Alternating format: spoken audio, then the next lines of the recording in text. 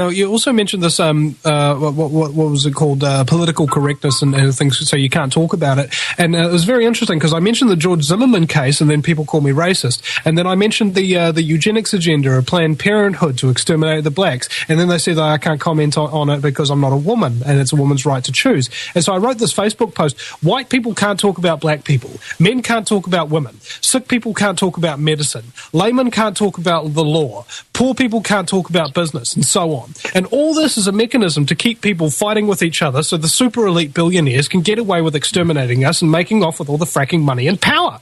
And then somebody says Australia finds $20 trillion of oil. And I said, you can't say that because you're not an oil man. And then he says, leave it in the ground because fossil fuels will end so. And I say, you can't talk about that because you're not a fossil.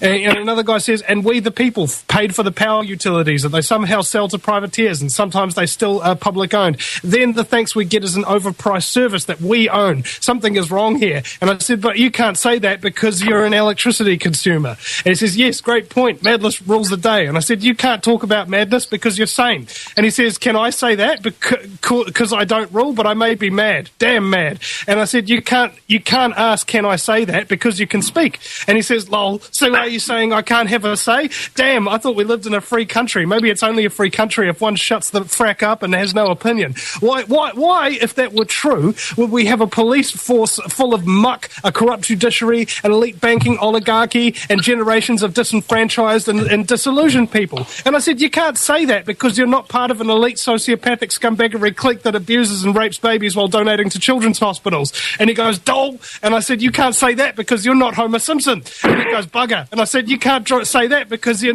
don't drive a Hilux pickup truck.